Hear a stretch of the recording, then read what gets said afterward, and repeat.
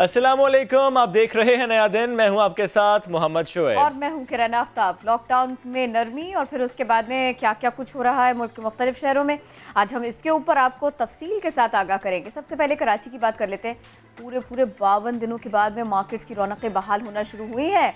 ताले खुल गए, शटर्स उठ गए, ताजर खुश हैं। इतने दिनों के बाद में उनको रोज़ी कमाने का मौका मिल रहा है। अलबत्ता ये ज़रूर है कि सिंध हुकूमत ने सख्त अहकाम दिए हैं कि समाजी फासला इसको बरकरार रखें और इसकी जिम्मेदारी अव्वलन दुकानदारों पर है, उनको इस सिलसिले में काम करना होगा।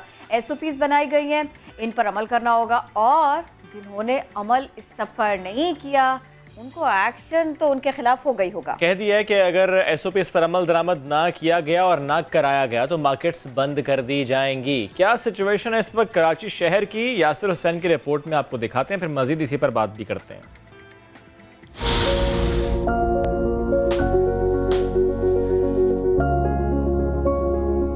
तवील इंतजार के बाद वो सूरज तुलू हुआ जब कायद के शहर के बाजार दोबारा हैं और रौनक होने को तैयार।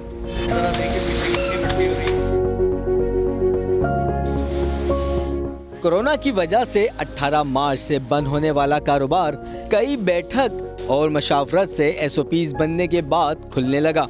52 रोज से बंद दुकानें गर्दोधूल की लपेट में आ चुकी थीं। कारोबार खुलने पर ताजिरों ने शुक्रिया अदा किया। दुकानदारों को तंबीह की गई है कि समाजी फासलों का ख्याल रखें। अगर खरीदार ने समाजी फासला नहीं रखा और दीगर एहतियाती तदाबीर इख्तियार ना की तो दुकानदार ही जिम्मेदार होगा। SOPs पे अमल ना करने वाली मार्केट्स को बंद कर दिया जाएगा। कैमरामैन फरहान यूसुफ के साथ यासिर हुसैन, समा, कराची। अब दुकानें जो खुल गई हैं, मार्केट्स जो खुल गई हैं, वो कहीं दोबारा बंद ना हो जाए। ताजिर रहनुमाओं ने इसीलिए तो दुकानदारों को सख्ती के साथ SOPs पर अमल करने की हिदायत कर दी है। अच्छा, इसमें ये सिचुएशन भी है कि जो बड़े बड़े शॉपिंग मॉल्स हैं उन्हें अभी भी अपनी बारी का इंतज़ार है। रिपोर्ट कर रहे हैं मुदस्सिर नज़ीर। कराची के कारोबार पर कोरोना की वजह से लगने वाली धूल हटने लगी। ताजिर रहनुमाओं ने सर तोड़ कोशिशें करके शटर तो खुलवा दिए, मगर वो खौफजदा भी हैं कि दुकानदारों की कोई गलती बड़ा मसला पैदा ना कर दे। इसीलिए तंबीह की कि एहतियाती तदाबीर पर लाजमी अमल करें, वरना दुकान सील हो जाएगी। कराची की खुसूसन और सिंध की उमूमन रौनकें बहाल हो जाएंगी। हम खरीदारों को भी खबरदार करते हैं कि अगर वो एहतियात के तकाजे पूरे नहीं करेंगे तो हम उन्हें अपना माल नहीं बेचेंगे। बड़े शॉपिंग मॉल्स वालों की परेशानी अब भी खत्म नहीं हुई, मगर उम्मीद की किरण बाकी है। वज़ीर आला साहब ने एक एक्सेप्ट कराया कि चलो मैं ऊपर जाके बात करता हूँ, और मैंने ये भी बात की अगर मॉल नहीं खुलते हैं तो मेन रोड की तमाम दुकानें खुलेंगी, मॉल की, शॉपिंग सेंटर की तमाम मार्केट की रोड की दुकानें खुलेंगी और तारिक रोड पूरा खुलेगा, बहादुराबाद पूरा खुलेगा। ये मैंने खुल के पहले बात करी है ताकि आपकी मीडिया से सबको पता चल जाए और एक दो दिन के अंदर मॉल का भी फैसला हो जाएगा। ताजिरों का कहना है कि रमजान के आखिरी अय्याम ही सही, कुछ ना होने से तो कुछ होना बेहतर है। कारोबार बंद हुआ था 18 मार्च को और आज है 11 मई। कारोबार खुला है, एक तवील अरसे के बाद खुला है। मुख्तलिफ इलाकों की छोटी बड़ी मार्केट्स, दुकानें खुल चुकी हैं। शहरी सुबह सवेरे ही सड़कों पर निकल आए, बल्कि कहना ही चाहिए कि मार्केट्स पहुंच गए। शहर भर में गहमा गहमी भी बढ़ गई। कोरोना की वजह से लॉकडाउन के बाद सुनसान होने वाले शाराओं की रौनकें भी बहाल होने लगीं। लेकिन ऐसे में क्या शहरी समाजी फासला इख्तियार किए हुए हैं और मार्केट्स की क्या सिचुएशन है? क्योंकि इतने तवील लॉकडाउन के बाद जब नरमी हो तो हम एक्सपेक्ट तो यही करते हैं कि रश होगा। तो क्या है इस वक्त शहर की सूरत हाल? हमें ज्वाइन कर रहे हैं हमारे नुमाइंदे अशरफ खान और अली हफीज़, और लाहौर की सूरत हाल से हमें अपडेट करेंगे दानिया। लेकिन हम कराची ही की बात पहले कर लेते हैं। अली हफीज़, आप इस वक्त कहाँ पर मौजूद हैं और क्या सिचुएशन है वहाँ पर मार्केट्स की? जब हम कहते हैं कि मार्केट्स खुली हैं, छोटी मार्केट्स खुली हैं, प्लाजास बंद हैं, तो क्या वाकई प्लाजास बंद हैं?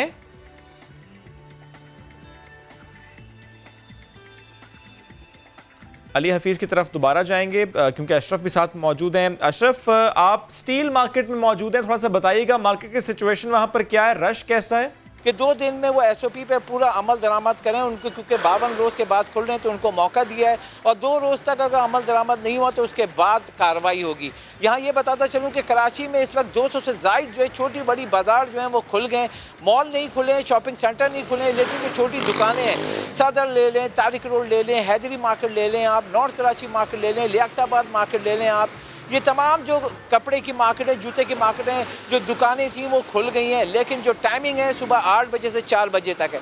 जो हमने देखा इलेक्ट्रॉनिक मार्केट भी खुल गई है, लेकिन जो रश है, अगर शहर में हम जो सर्वे किया है बहुत ज़्यादा रश है, क्योंकि इतने दिनों के बाद लोग आए और कमिश्नर कराची भी कह रहे हैं कि 52 रोज़ के बाद मौका मिला है तो हम इनको 2 रोज़ का मौका दे रहे हैं कि 2 रोज़ में जो अपनी है वो बेहतरी कर लें, क्योंकि इस वक्त यहाँ पे आयरन स्टील मार्केट में सिर्फ लोग आ रहे हैं जो उनको ज़रूरत है, लेकिन कपड़े के लिए, खाने पीने की अशिया में बहुत ज़्यादा रश हो रहा है। तो उसको कमिश्नर कराची का हमने उस पर नज़र रखी हुई है, 2 दिन का टाइम दे रहे हैं, 2 दिन के बाद हम एक्शन लेंगे। तमाम असिस्टेंट कमिश्नर को हिदायत की है और इसलिए वो खुद आए हैं, मुख्तलिफ बाज़ार में दौरा कर रहे हैं और दौरा करके उन्होंने मास्क भी दिए हैं, उनको ग्लव्स भी दिए हैं और यहाँ पे आके सबको ये ताकीद कर रहे हैं कि मास्क ज़रूर पहने, ग्लव्स ज़रूर पहने और अगर जो इस पर अमल दरामद नहीं करेगा उसके खिलाफ कार्रवाई करते हुए उस मार्केट को बंद कर दिया अली हफीज, आप जिस मार्केट में उसके बारे में बताइएगा, यहाँ पर SOPs को फॉलो किया जा रहा है या नहीं, कितना ज़्यादा दुकानदार इस सबका ख्याल रख रहे हैं, शहरियों में कितनी आगाही, कितनी अवेयरनेस है कोरोना पर?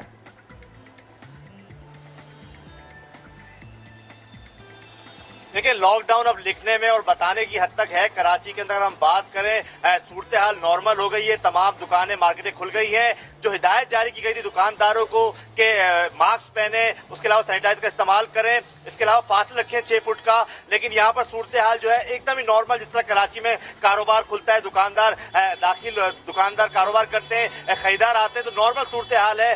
कोई जो हुक्मनामा था खासतौर पर गवर्नमेंट ऑफ सिंध का जो SOPs बनाई गई थी उस पर कहीं भी अमल दरामद होता नजर नहीं आ रहा। शहर की बात करें, ट्रैफिक जो है, भरपूर ट्रैफिक इस वक्त सड़कों पर है, दुकानों पे रश है, लोग निकले हैं, काफी अरसा हो गया था, लोग परेशान थे। अगर हम बात करें, शहर की सियासी जमातें भी जो है ताजिरों के साथ खड़ी हो गई थी, यही दरखास्त करी थी कि अब जो है काफी अरसा गुजर गया है, दुकानदारों, ताजिरों के घर में जो है फाके पड़ रहे हैं, तो हुकूमत सिंध ने जो है ताजिरों के दबाव पे आके जो है ये फैसला किया। अब सूरत हाल जो हिदायत जारी की गई थी हुकूमत सिंध की जानिब से कि SOP बनाया गया था कि किस तरह जो है दुकानदार कारोबार कर सकते हैं, फासला रख के, मास्क पहन के, सैनिटाइजर का इस्तेमाल करें ताकि कोरोना का शिकार ना हो, लेकिन यहाँ पर अब वही नॉर्मल सूरत हाल है। अब देखना ये कराची वाले, ताजिर बिरादरी किस तरह कोरोना वायरस से बचती है।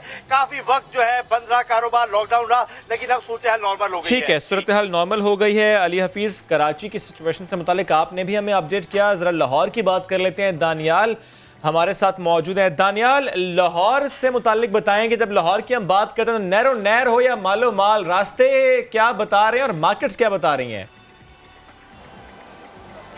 जी बिल्कुल शोएब, जिस तरह के इंतज़ार था लाहौरियों को, आपने खुद ही कहा कि नहरो नहर हो या मालो माल, वो सब कुछ आज हमें भरा हुआ नज़र आ रहा है। 50 रोज़ के बाद अब शहर की जो मार्केट्स हैं वो खुल गई हैं और इस वक्त मैं मौजूद हूँ लिबर्टी मार्केट के अंदर, जहाँ पर जो शहरी हैं उनकी बड़ी तादाद नज़र आ रही है। चूँकि वक्त कम है, मुकाबला सख्त है, 9 से 5 बजे तक का जो वक्त है वो हुकूमत ने दिया है, तो 5 बजे तक अब इन लोगों ने शॉपिंग करके वापस जाना है, चूँकि 5 बजे के बाद ये तमाम जो मार्केट्स हैं ये बंद कर दी जाएंगी। आज सुबह से ही, चूंकि लाहौर का ये ट्रेंड नहीं है कि इतनी सुबह मार्केट्स खुले, 11-12 बजे तक ताजिर हजरात वैसे आम दिनों में मार्केट्स खोलते हैं, लेकिन आज उनको पता था कि ये 4 दिन मार्केट्स हफ्ते में खुली रहेंगी और 4 दिन हमने ओबे करना है कि हमने 9 बजे आके अपनी दुकान खोलनी है, चूँकि कस्टमर्स जो है वो यहाँ पर पहुँच जाएंगे।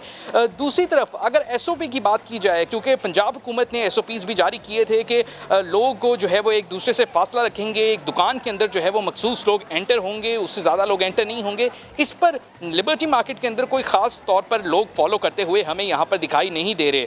ख़वातीन को ऐसा लगता है कि शायद ज़्यादा अवेयरनेस है, ख़वातीन ने जो है वो मास्क का इस्तेमाल जो है वो करी है, मर्द हजरात जो है वो इतने मास्क का इस्तेमाल करते हुए भी यहाँ पर जो है वो नजर नहीं आ रहे। दानियाल, मास्क का इस्तेमाल ख़वातीन कर रही हैं, मर्द इस्तेमाल नहीं कर रहे, और जिस तरह आपने भी कहा कि लिबर्टी मार्केट की सिचुएशन से मुतालिक और कि वहाँ पर सोशल डिस्टेंसिंग इंश्योर नहीं करे शहरी, लेकिन दुकानदार उन्होंने खुद भी तो इस पर इम्प्लीमेंटेशन करानी है। क्या दुकानदार नहीं कहते कि एक वक्त में कम लोग दुकान में दाखिल हो? दानियाल, शोएब, दुकानदार जो है वो यहाँ पर हमें इस तरह से कहते हुए लोगों को नज़र नहीं आ रहे कि एक वक्त में जो है वो कम लोग दाखिल हों, चूँकि दुकानदार जो है वो ये देख रहे हैं कि आगे ईद उल फितर आ रही है और दिन बहुत कम रह गए हैं, तो हर बंदा जो है वो अपने बिज़नेस से मुताल्लिक ये सोच रहा है कि ज़्यादा लोग जो है वो दुकान के अंदर आ जाएँ, ख़रीदारी कर लें, जो लोगों को पसंद है वो आकर ले जाएँ। जो थोड़े से बड़े ब्रांड्स हैं वो यहाँ पर जो है वो इन चीज़ की पाबंदी करते हुए नज़र आ रहे हैं, लेकिन बाकी जो छोटे दुकानदार हैं वो इस चीज़ की कोई ख़ास पाबंदी जो है वो करते हुए हमें यहाँ पर लाहौर के अंदर नहीं आ रहे। यही रवैया जिसका दानियाल जिक्र कर रहे हैं। अली हफीज, आप बताइएगा, कुछ लोग ध्यान दे रहे हैं और कुछ लोगों को सिर्फ और सिर्फ आज चूंकि शटर खुला है तो बिजनेस करना है, और फिर लोगों का रवैया उमूमी तौर से, मैं ये चाहती हूँ कि आप प्रिसाइसली बताइए कि इस वक्त सिचुएशन क्या है मार्केट में। क्या लोगों को याद है कि कोरोना कोई खदशा है? क्या लोगों को पता है इस बारे में?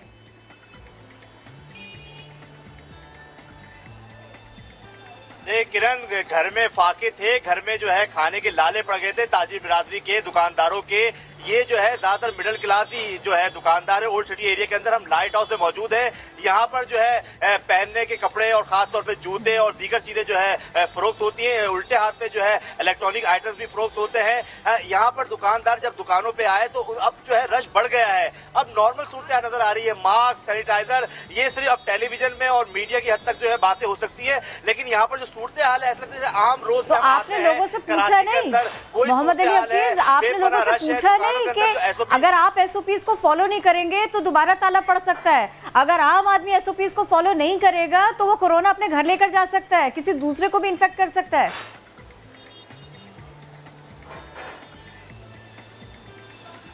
लेकिन कई बार जो है हुकूमतें भी अपील कर चुकी है। बाकायदा जो है कमिश्नर कराची का पूरा निजाम कराची के अंदर है जो एसओपी पे अमल दरामद करने के लिए है, लेकिन बदकिस्मती है शहर के अंदर प्राइस लिस्ट पे जो अमल दरामद करवाने में कमिश्नर कराची नाकाम है। इसके अलावा जो ये एसओपी है इस पे भी जो है सिर्फ बातें ही हुई हैं, हमने देखा है कहीं भी अमल दरामद नाम की कोई चीज नजर नहीं आती। अब क्योंकि कराची के ताजिर जो है बहुत परेशान थे क्योंकि घर में खाने के लाले थे, अब इनको हुकूमत ने जो है कारोबार की इजाजत दी है। इनसे यही दरखास्त की गई है कि एसओपी पे जो है ये अमल करें, लेकिन एसओपी पे अमल होता हमें दिखाई नहीं देता।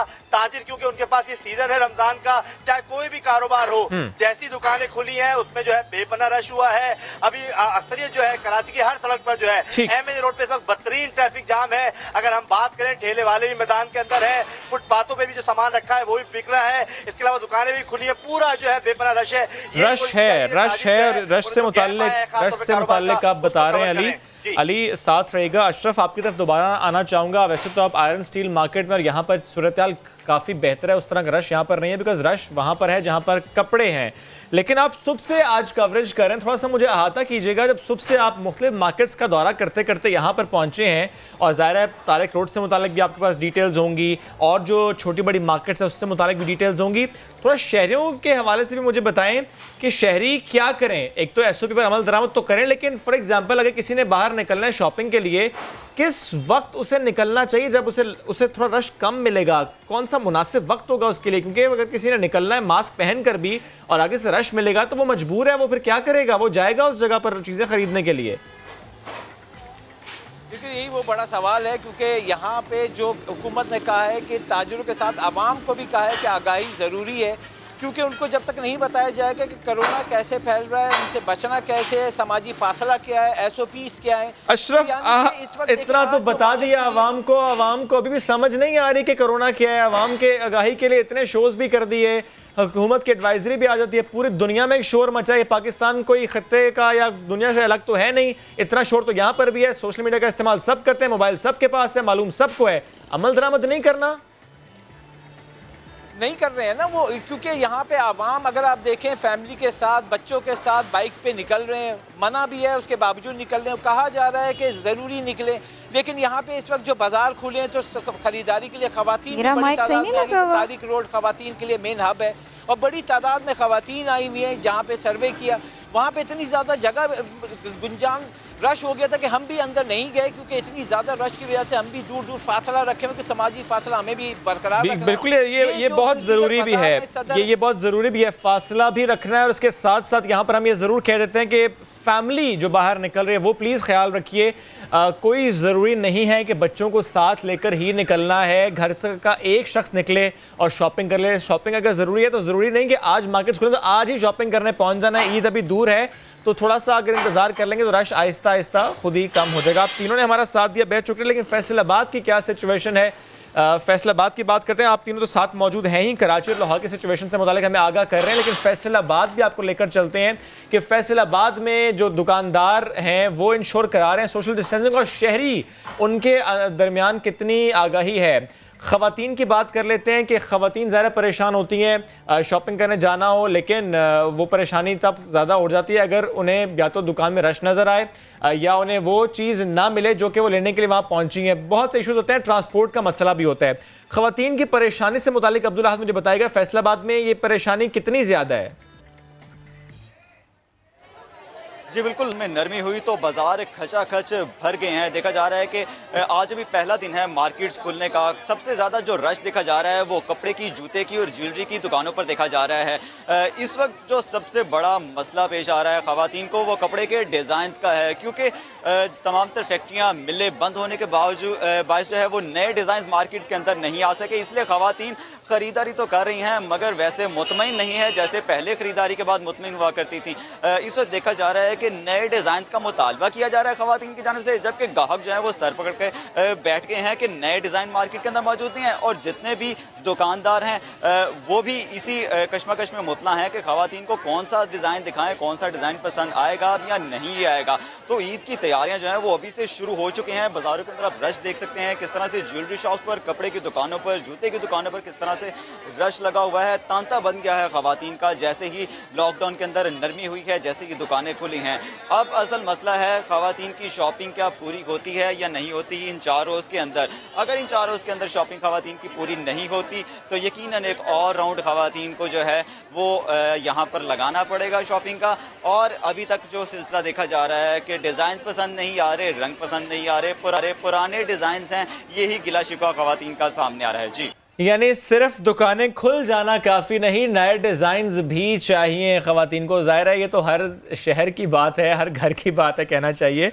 ये तो आपने हमें फैसलाबाद से मुतालिक आगाह किया। सज्जाद हैदर ने हमें ज्वाइन किया पेशावर से। सज्जाद, कारोबारी सरगर्मी बहाल हुई, यहाँ पर क्या सिचुएशन है, रश है मार्केट्स में? बिल्कुल, हम इस टाइम यहाँ पर पेशावर में सदर के गोरा बाज़ार में मौजूद है और 50 दिन के बाद जो लॉकडाउन जो है जिसमें नरमी की गई है, जिसके बाद जो है ये सदर की जो है मार्केटें हैं जिसमें कपड़ों की दुकानें हैं, ज्वेलरी की दुकानें हैं, शूज़ की दुकानें हैं, आर्टिफिशियल ज्वेलरी की दुकानें हैं, ये जो है आज जो है खोल दी गई हैं। यहाँ पर दुकानें खुलते ही लोगों का जो है रश देखने का नज़र आ रहा है। ख़वातीन की एक बड़ी तादाद यहाँ पर जो है शॉपिंग के लिए आई हुई है और सदर का जो मेन रोड है वो भी ट्रैफिक की वजह से फुल जैम है इस टाइम। और यहाँ पर जो है ख़वातीन की शॉपिंग जारी है और जिसके साथ साथ मर्द हजरात भी जो है वो यहाँ पर शॉपिंग कर रहे हैं। SOPs के हवाले से हम बात करें तो यहाँ पर जो है दुकानदारों की जानिब से जो है SOPs का जो है एहतियात अपनाया जा रहा है, क्योंकि उनका यही कहना है कि अगर SOPs का एहतियात ना किया गया तो दोबारा भी ये मार्केटें बंद हो सकती है। तो SOPs का खास तौर पर ख्याल रखा जा रहा है, मास्क और ग्लव्स जो है इस्तेमाल किए जा रहे हैं। जबकि लोगों की जानिब से जो यहाँ पर शॉपिंग के लिए आ रहे हैं उनकी जानिब से भी जो 50% के करीब जो है लोग मास्क इस्तेमाल कर रहे हैं, जबकि 50% के करीब जो लोग हैं वो मास्क बगैर ही बाजार का में फिर के शॉपिंग कर रहे हैं। कराची की बहुत बड़ी मार्केट, फैसलाबाद की मार्केट, पेशावर की मार्केट, लाहौर की मार्केट, शटर खुल गए, ताले खुल गए, ये सब कुछ हो गया। लेकिन मसला ये है कि लोगों को कुछ समझ में नहीं आया कि उनको डिस्टेंसिंग मेंटेन रखनी होगी। कहीं कहीं कोई पूरी फैमिली निकली हुई है और किसी एक के चेहरे पर मास्क है। ये जो सिचुएशन है ना, ये अभी सिर्फ 4 दिन, 5 दिन, 6 दिन के लिए खोला गया था, कुछ दिनों के लिए खोला गया था। अगर शहरी दुकानदार दोनों मिलकर साथ देंगे इस लॉकडाउन की नरमी का, इन मार्केट्स का खुलने का, तो हालात बेहतर रहेंगे और कोरोना फैलेगा नहीं। हम जो इस वक्त बात कर रहे हैं ना लोगों की अवेयरनेस की, अगर आप लिखकर ही सर्च करेंगे कि कोई जाली डॉक्टर आपको ये बताए कि कोरोना वोरोना कुछ नहीं है, तो आप कोरोना से नहीं बच सकते, ना अपने प्यारों को बचा सकते हैं। हम बिल्कुल सही डॉक्टर से बात करते हैं क्योंकि वो हमें बता सकते हैं कि ये सिचुएशन हमें कोरोना के कितना करीब लेकर जा रही है। डॉक्टर कैसर सज्जाद हमको ज्वाइन कर चुके हैं। अस्सलाम वालेकुम डॉक्टर साहब, ये मनाजिर हम देख रहे हैं और दहल रहे हैं और आप इसकी तरफ इशारा करते आए, आप लोग प्रेस कॉन्फ्रेंस करते आए इस सिचुएशन के ऊपर। बहुत शुक्रिया, आपने मुझसे राय ले रही हैं। बात सारी ये है किरण के जो हुकूमत बड़े कैनवस पे देखती है अपने अवाम को, हुकूमत ने एक फैसला कर लिया है। हम तमाम डॉक्टर्स तो मुत्तफिक नहीं हैं, लेकिन ये एक प्रॉब्लम हो सकती है हमें आइंदा कोई 2 हफ्ते के अंदर मजीद इसमें केसेस बढ़ते चले जाएंगे, जो कि आप लोग देख रहे हैं कि रोजाना नंबर ऑफ केसेस में कितना इजाफा हो रहा है और इसी तरह से डॉक्टर साहब डेथ में इजाफा हो रहा है। और हमारे पास अस्पताल के अंदर वो फैसिलिटीज मौजूद नहीं है कि खुदा न खास्ता अगर ये और मजीद बढ़ता है तो फिर अभी तो आपके पास 75% बेड जो है ऑक्यूपेंसी है। और डॉक्टर साहब, वेंटिलेटर, डॉक्टर कैसर, प्लीज ये बात भी कंटिन्यू कीजिएगा। मुझे जरा ये बताइए, इस वक्त भी जो हमारी रिपोर्टिंग टीम है ना वो मौजूद है मार्केट में, उनको 2 तरफ से एक बात सुनने को मिल रही है। जिसने शटर उठाया अपनी दुकान का वो कह रहा है मैं 50 दिन के बाद में, 52 दिन के बाद में आज रोजगार के लिए आया हूँ, आज अपने बच्चों के लिए कुछ लेकर जाऊंगा। जो आम लोग हैं वो ये कह रहे हैं कि हमें जरूरत के लिए तो निकलना ही था, ईद के लिए तो हमें निकलना ही था। लोगों के पास में कुछ ऐसी बात भी है, ये भी बहुत स्ट्रॉन्ग पॉइंट है।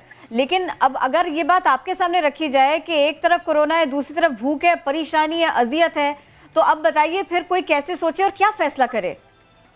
आपकी बात बिल्कुल दुरुस्त है। देखिए, हर चीज का वक्त होता है। जिस वक्त ये जो लॉकडाउन प्रॉपर करना था, लॉकडाउन का मतलब क्या था हमें तो बाद में ये लफ्ज पता चला। मकसद सिर्फ इसका ये है कि इस बीमारी को फैलाने को रोकना है, और फैलता उस सूरत में जब आप हुजूम में जाते हैं, जब आप एक दूसरे से मिलते हैं, तो उसका लफ्ज निकाला गया सोशल डिस्टेंसिंग, कि आप अपने प्यारे से भी दूर रहें ताकि ये बीमारी आपके प्यारों को या आपको ना लग जाए। लिहाजा मकसद सिर्फ यही था कि अब हुकूमत के पास, चूंकि शुरू में लॉकडाउन करना था जिस वक्त ये 26 फरवरी को केस आया था, और मैंने पहले भी कहा है कि पीएमए ने जो है आखिरी जनवरी के आखिरी हफ्ते में बता दिया था कि ये प्रॉब्लम है, लेकिन चूंकि वो प्रॉपर नहीं हुआ, लॉकडाउन पूरे पाकिस्तान में एक यूनिफॉर्म पॉलिसी नहीं हो पाई, जिसकी वजह से अब कोई चारा नहीं है कि आप लोगों को घर पे नहीं रख सकते। ईद का जमाना है, तो लोग तो बाहर निकलेंगे डॉक्टर साहब, बिल्कुल लोग बाहर निकलेंगे, लेकिन नुकसान भी होगा, इसका नुकसान भी होगा। लोगों को तैयार रहना चाहिए। अगर हुकूमत ने आपको इजाजत दी है तो आपको ही जिम्मेदार ठहराया है, लिहाजा आप अपनी मदद के तहत आपके तहत अपने जान की और अपने प्यारों की जान की हिफाजत करें, सोशल डिस्टेंसिंग करें, मास्क हर सूरत पे लगाना है। लोग मास्क लगाए बगैर मार्केट में घूम रहे हैं, बहुत खतरनाक काम हो रहा है। अल्लाह ना करे कि जो हम समझ रहे हैं वो ऐसा हो। ठीक है डॉक्टर साहब, एक बात और बता दीजिएगा कि असद उमर साहब ने गुज़श्ता रोज़ प्रेस कॉन्फ्रेंस की और उन्होंने ये कहा कि इस वक्त जो पेशेंट्स हैं उसका उन्होंने ब्रेक डाउन दिया, और इस तरीके से दिया कि उसमें उन्होंने बताया कि वेंटिलेटर पर 100 से भी कम लोग हैं पूरे पाकिस्तान में, जिनको ऑक्सीजन चाहिए वो 150 के करीब हैं। सर, जब वो बात करते हैं, जब गवर्नमेंट बात करती है, वो तो कहते हैं कि हॉस्पिटल का निज़ाम अभी ऐसा है कि उसमें गुंजाइश है, लेकिन जब डॉक्टर्स बात करते हैं, जब आप बात करते हैं, आप हमेशा से ये बात करते हैं कि निज़ाम में अब गुंजाइश नहीं है। ये बात अगर आपकी तरफ से गवर्नमेंट को बताई जाती है तो गवर्नमेंट क्यों आवाम को कहते हैं कि रिलैक्स हो जाएं, कोरोना ने हिट नहीं किया पाकिस्तान को, पेशेंट ज्यादा नहीं है, निज़ाम में गुंजाइश है? देखिए शुएब, हम कोई कंट्रोवर्सी पे नहीं जाते, हम किसी बात पे बहस नहीं करते। बहस से डॉक्टर के हम सिर्फ यही कहते हैं कि ये प्रॉब्लम है, ये हकीकत है।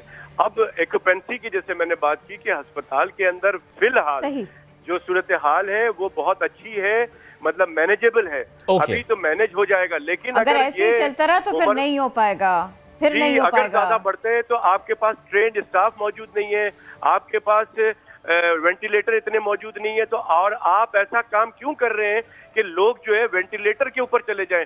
क्यों ना हम ऐसा काम करें कि लोगों को कोरोना हल्का फुल्का हो और वो फिर मैनेज हो जाए। लेकिन अगर आप इस तरह से खुला आप छोड़ देंगे, डॉक्टर साहब, डॉक्टर साहब सॉरी बात कट रही है। डॉक्टर साहब ये फरमाइएगा कि हम तो डॉक्टर्स की तरफ से ये भी प्रेस कॉन्फ्रेंस देख चुके हैं कि बर्डन बहुत हो गया है, डॉक्टर्स तो अब सफ़र करना शुरू कर गए हैं, उनको भी कोरोना हो रहा है, कोलैप्स होने जा रहा है या हो गया है। ऐसी प्रेस कॉन्फ्रेंस थोड़ी थोड़ी याद आ रही है, आप ही लोगों ने कहा था।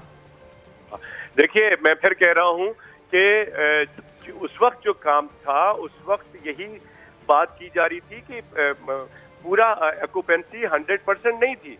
हम ये कहते थे कि उस वक्त डॉक्टर्स जो थे वो तकरीबन पूरे पाकिस्तान के वो तकरीबन 50, 60, 70 के करीब पैरामेडिक्स मिला के इन्फेक्टेड हुए थे। इस वक्त तकरीबन 700 के करीब डॉक्टर्स, पैरामेडिकल स्टाफ जो है वो इन्फेक्टेड है और आइसोलेशन में है। हमारा पॉइंट ये है कि अगर मरीज बढ़ते हैं और डॉक्टर्स घर चले जाते हैं, आइसोलेशन में चले जाते हैं, पैरामेडिक्स नर्सेज और आइसोलेशन में चले जाते हैं, सर वो तो ओपिनियन फिर पे क्या किया होगा? था डॉक्टर साहब, वो ओपिनियन पे किया था, फैक्ट्स अलग थे। अभी अब अभी फैक्ट्स हैं और ओपिनियन अभी भी मुख्तलिफ है, थोड़ा सा इसको क्लियर करें। क्या कहा आपने, मैंने समझा नहीं। क्या डॉक्टर साहब, फैक्ट है ये ओपिनियन है, यानी इस वक्त हेल्थ केयर सिस्टम में गुंजाइश कितनी है, अगर आप शेयर कर सकें। बिल्कुल, मैं बताता हूं आपको। इस वक्त एक अप्रोक्सीमेटली मैंने पहले भी बताना चाह रहा था कि 75% ऑक्यूपाइड है। आपके पास 25 से 30% अभी भी आपके पास बेड ऑक्यूपेंसी है, आपके पास जो वेंटिलेटर की भी फैसिलिटीज है, लेकिन कहीं कहीं हो सकता है इससे कम भी हो और हो कहीं इससे ज्यादा भी है।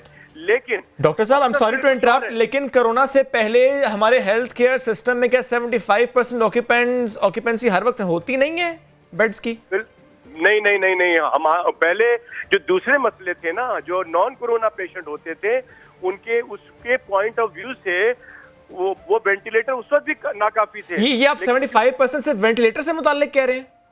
जी 75%, 70 to 75% वेंटिलेटर और बेड्स एक अप्रोक्सीमेटली मैं बता रहा हूं कि ये ऑक्युपाइड हो चुके हैं। अब 30 to 35। सर अगर हम परसेंटेज से नंबर्स पर आ जाएं, टोटल इस वक्त वेंटिलेटर पर कितने पेशेंट्स हैं पाकिस्तान में कोरोना के?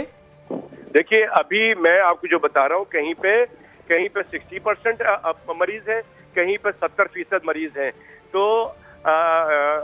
सूरत हाल सिर्फ ये समझने की है कि अगर खुदा न खास्ता यही सब चीजें चलती रहती तो ठीक है, अगर खुदा न खास्ता नंबर ऑफ केसेस बढ़ते हैं तो हम बार बार यही बात कर रहे हैं जो कि हमने पहले जो बात की, उस वक्त जो है 4, 5 केस, 10 केसेस रोजाना के आते थे, अब केसेस हजारों में आने शुरू हो गए। एग्जैक्टली, अब केसेस हजारों में तो आ रहे हैं, लेकिन मुझे सर प्लीज अगर ये बता सकें आप, असद उमर साहब ने गुज़श्ता रोज कहा था 100 से कम है जो वेंटिलेटर पर हैं और 100 एंड समथिंग है जो कि ऑक्सीजन पर हैं। आपके हवाले, आपके ख्याल में क्या नंबर है इस वक्त वेंटिलेटर पर ऑक्सीजन पे?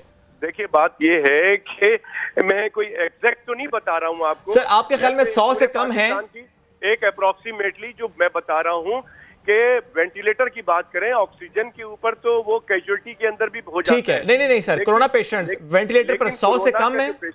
जो कोरोना का पेशेंट है एग्जैक्ट, वो वेंटिलेटर पे वेरीज कर रहा है, कहीं पे 60% है पेशेंट, कहीं पे 70% है और बाकी 50% वेंटिलेटर खाली है और कहीं पे 30%। सर मैं इस आई एम सॉरी, मैं बार परसेंटेज से नंबर पर इसलिए जाना चाह रहा हूं क्योंकि सर सिंध की फिगर्स डिफरेंट हैं, असद उमर साहब की फिगर्स डिफरेंट हैं, that is the reason I am asking number 100 से कम या ज्यादा।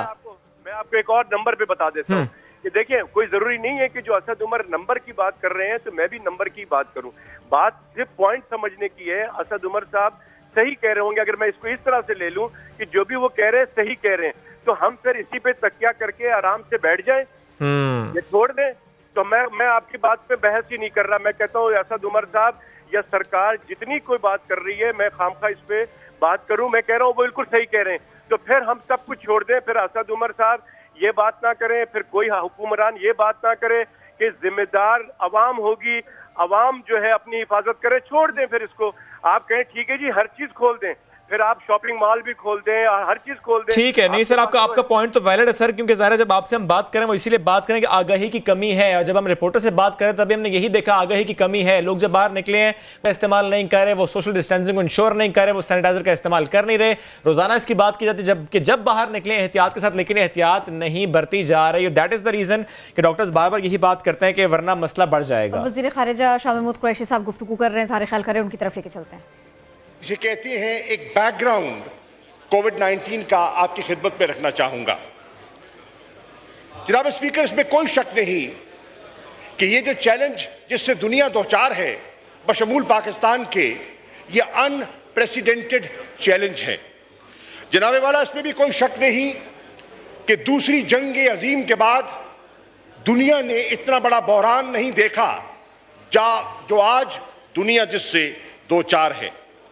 अभी तक मुख्तलिफ तदाबीर अपनाई जा रही हैं, लेकिन जितने माहिरीन हैं वो इस बात पर मुत्तफिक हैं कि इसका असली हल और इससे नजात तब मिलेगी जब हम इसका कोई क्योर तलाश कर लेंगे और उसका क्योर जो है एक वैक्सीन की शक्ल में जब तक हमारे सामने नहीं आ जाता, तो हम मुख्तलिफ एक्सपेरिमेंट्स के जरिए इसके स्प्रेड को कंटेन करने की कोशिश हम भी कर रहे हैं और पूरी दुनिया कर रही है।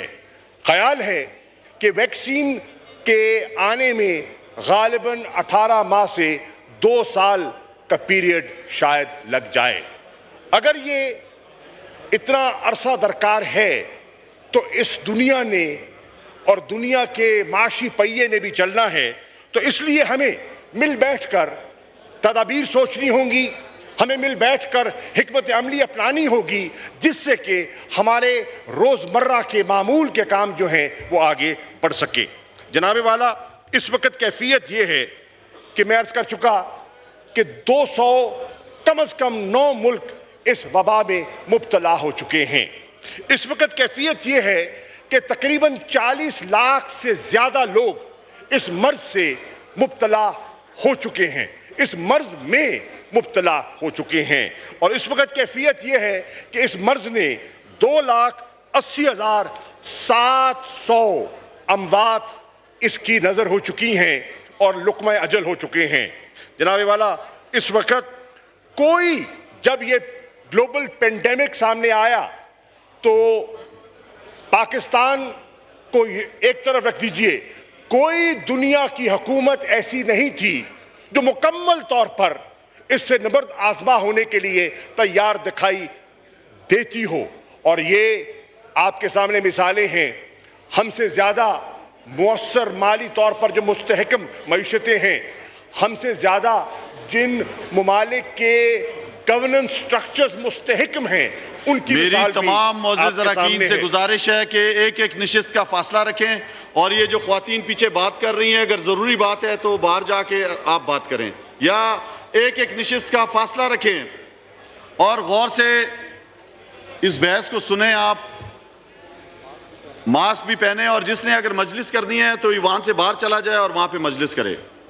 जी जनाब। शुक्रिया जनाब स्पीकर। महमूद कुरैशी साहब। तो मैं अर्ज़ कर रहा था, मैं आपके सामने एक ग्लोबल जायजा रख रहा था, और उसके बाद मैं आपकी खिदमत में अर्ज़ करना चाहता हूं, वेयर डज़ पाकिस्तान स्टैंड।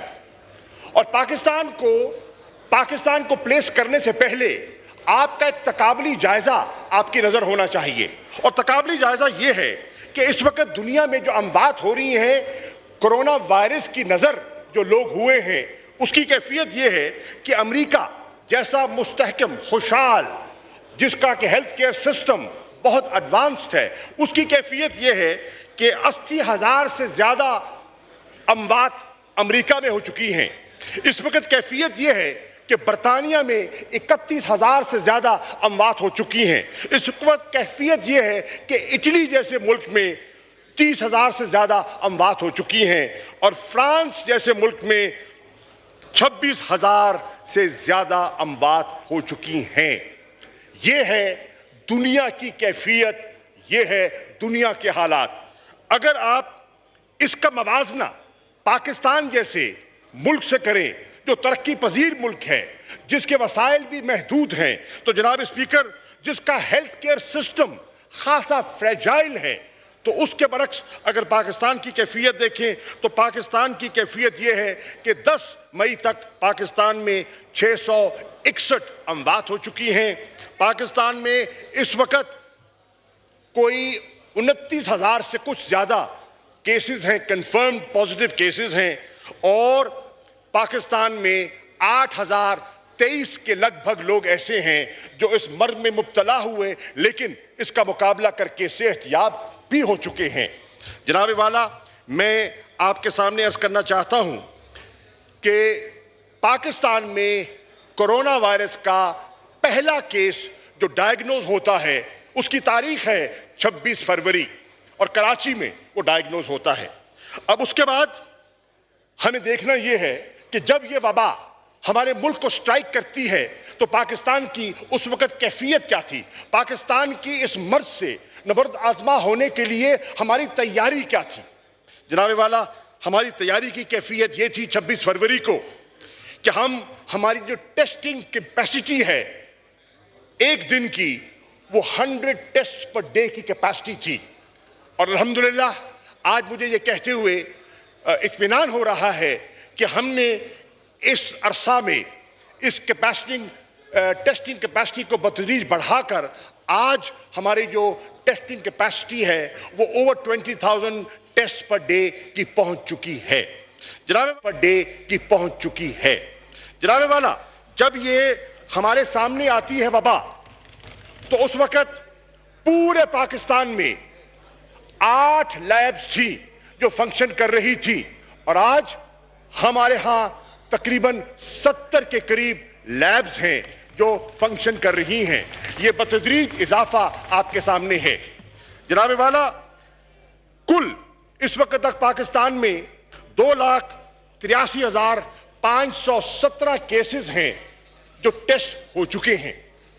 मैं एतराफ करूंगा, बरमला एतराफ करूंगा कि ये फिगर नाकाफी है, बजा तौर पर नाकाफी है। अगर आप पाकिस्तान की आबादी का हुजूम देखें तो उससे मवाजना करें तो दिस इज इनसफिशिएंट, इनएडिक्वेट। हम कोशिश कर रहे हैं कि इसमें बतदरीज इजाफा होता चला जाए। जनाब वाला, अब इंशाअल्लाह जैसे जैसे हमारी कैपेसिटी में इजाफा होगा तो आप देखेंगे हमारे जो सूरत हाल है वो वैसे वैसे अया होती चली जाएगी। लेकिन इस वक्त भी अगर पाकिस्तान का मवाजना किया जाए साउथ एशिया के दीगर ममालिक से, तो आज भी जो आज हमारी कैफियत है तो इस कैफियत को सामने रखें तो पाकिस्तान की जो टेस्टिंग एबिलिटी है, टेस्टिंग कैपेसिटी है, वो साउथ एशिया में सबसे ज्यादा है। As I stand and speak to you, we are ahead of other South Asian countries. जनाब वाला, अब मैं आपके सामने 2 इंपॉर्टेंट हकायक जो हैं वो रजिस्टर कराना चाहता हूं, क्योंकि आपने डिबेट का आगाज करना है और हमने आपकी इनपुट से मुस्तफीद होना है। जनाब वाला, पहली बात तो ये है, जब हम डिबेट करते हैं तो हमें ज़हननशीं करना होगा कि जो हेल्थ का सेक्टर है ये बुनियादी तौर पर 2010 में डिवॉल्व हो चुका है और इसका बुनियादी जिम्मेदारी सूबाई हुकूमतों को मुंतकिल हो चुकी है 18वीं तरमीम के बाद। जनाब वाला, अगर हम इस बहस का जब आगाज करते हैं तो हमें ज़हननशीं करना होगा कि इस अरसे में हमारे 2 अहम सियासी जमातों के कायदीन तशरीफ फरमा है।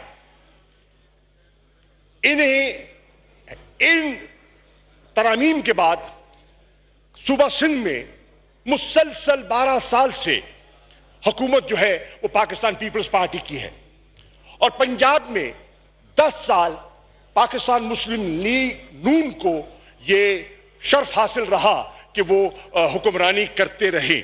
ये मैं अर्ज कर रहा हूं, जब से ये तरमीम हुई और जब से ये जिम्मेदारियां सौंपी गई सूबों को, तो जो सूबों की हमारे मुल्क की 2 बड़ी जमातें हैं, सिंध में पीपल्स पार्टी और पंजाब में मुस्लिम लीग नून, ये जिम्मेदारियां संभाल रहे थे।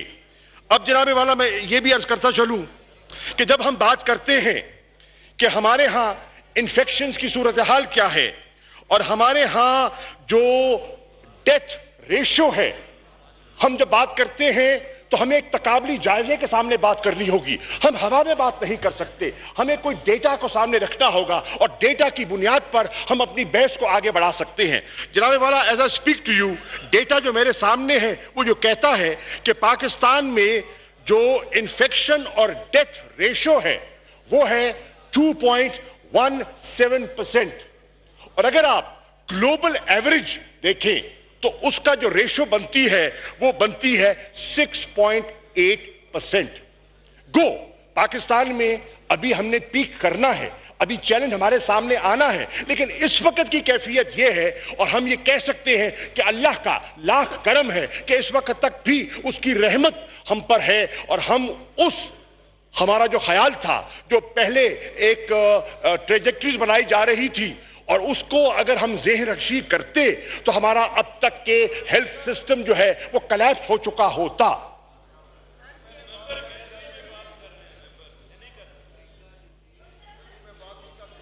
ज़िले उमा मोहतरमा, आप ये बाहर चली जाएं या यहाँ पे इस तरह बात ना करें आप।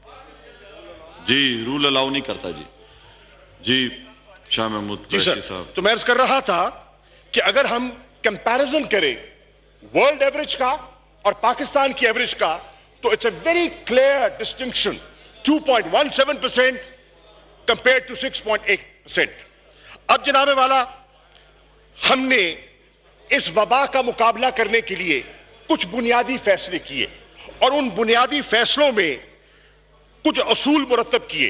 एक कि हम जो फैसले करेंगे उसमें हम इज्तिमाई राय को और कलेक्टिव विजडम का सहारा लेते हुए आगे बढ़ना चाहेंगे और जनाबे वाला उस कलेक्टिव विजडम को उजागर करने के लिए हमने 2 फोरम्स एस्टैब्लिश किए।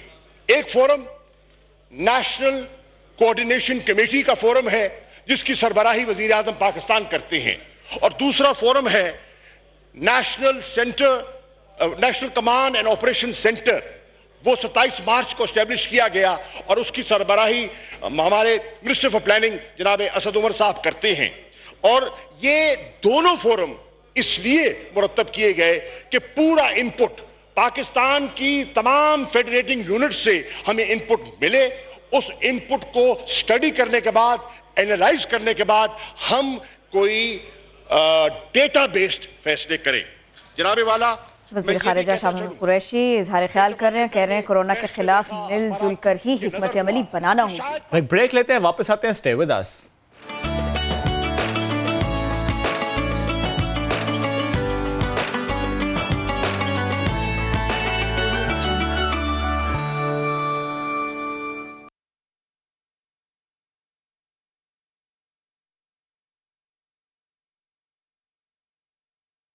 आफ्टर द ब्रेक एक बार फिर बात कर लेते हैं कोरोना के बाद होने वाली सिचुएशन की। कराची से आगाज करते हैं। निस्फ रमज़ान गुजर गया लेकिन क्या सब्जी फल अजनास इनकी कीमतें कम हुई या कि कीमतें वही हैं कि ज़्यादा ही ज़्यादा हो रही हैं? बिल्कुल, ये रिवायत अपनी जगह बिल्कुल ना टूटी। रमज़ान में भी किसी को ख्याल नहीं, महंगाई होती चली जा रही है और अब तो कोरोना समेत बहुत सारे रीजंस हैं सबके पास। इसी सब के बारे में जानेंगे समा के नुमाइंदे खुर्शीद आलम से। जी खुर्शीद। जी हाँ बिल्कुल, पाकिस्तान में रमज़ान और महंगाई का लगता है चोली दामन का साथ है, क्योंकि रमज़ान के आगाज़ से पहले जो कीमतें थीं वो अब बिल्कुल बदल चुकी होती हैं। फलों का मामला हो, गोश्त का मामला हो, चिकन हो, सब्ज़ियाँ हों या अजनास का अगर हम जायज़ा लें। कराची में इस वक्त जो सूरत हाल है कि लॉकडाउन शुरू होने से कबल जो सूरत हाल थी अब उससे यकसर बदल चुकी है। सरकार ने जो अजनास की कीमतें मुकर्रर कर रखी थी उसके मुकाबले में अजनास उन कीमतों पर बिल्कुल भी दस्तयाब नहीं है। अगर हम बात करते हैं दाल माश की तो 124 रुपये किलो उसकी कीमत है सरकार की तरफ से मुकर्रर की हुई, मगर वो 220 रुपये पर फ़ी किलो दस्तयाब है। दाल मूंग 137 की बजाय 250 रुपये किलो मिल रही है। अरहर की दाल 80 रुपये की बजाय आपको 260 रुपये में मिल सकती है। मसूर की दाल 81 की बजाय 150 रुपये में और साबित मसूर 75 रुपये किलो की बजाय 112 रुपये किलो में दस्तयाब है। दाल चने की अगर हम बात करते हैं तो वो 109 के बजाय 118 रुपये पे आ चुका है और सफ़ेद चना 117 रुपये किलो मिलने के बजाय 135 रुपये फ़ी किलो में दस्तयाब है। बेसन 111 रुपये की सरकारी कीमत है जो 140 रुपये किलो पर मिल रहा है। आटे की कीमत में इस वक्त इजाफा देखा गया है क्योंकि गंदम की जो तरसील पर पाबंदी का जो ड्रामा शुरू हुआ है उसके नतीजे में लगता है कि उसका नज़ला कराची वालों पर एक बार फिर गिरेगा कि 10 किलो की जो थैली आटे की 420 रुपये की थी वो इस वक्त अब 450 रुपये की हो चुकी है और चीनी 80 रुपये फ़ी किलो में दस्तयाब है। यूटिलिटी स्टोर्स में अलबत्ता 68 रुपये किलो का सरकारी रेट है जो चीनी का मुकर्रर किया गया है। जो कीमतें कंट्रोल करने वाले अफसरान हैं, जो असिस्टेंट कमिश्नर साहिबान हैं, वो महज नुमाइशी कार्रवाइयाँ करते हैं इसलिए कि मुनाफाखोरों पर रियासत की कोई रेट हमें नज़र नहीं आ रही। जी खुर्शीद, बहुत शुक्रिया, आप अपडेट कर रहे थे। मुनाफाखोरों को पकड़ने वाला कोई नहीं, जो अंधेर नगरी थी सो है। ये मसला है। मसला ये भी है कि जिनको काम करने का मौका नहीं मिल रहा वो बहुत परेशान है। लोगों को उनकी मंजिल तक पहुंचाने का काम करते हैं बस ड्राइवर्स। लॉकडाउन की वजह से ये बहुत परेशान है। फैसलाबाद के लारी अड्डे पर 2 माह हो गए बस में ही रहने वाले एक ड्राइवर का अहवाल आपको बताएंगे अब्दुल अहद इस रिपोर्ट में। आज किधर ले जाए, कोरोना को देखते रहे। बच्चे भूखे मार दें या आप खुद मर जाएं।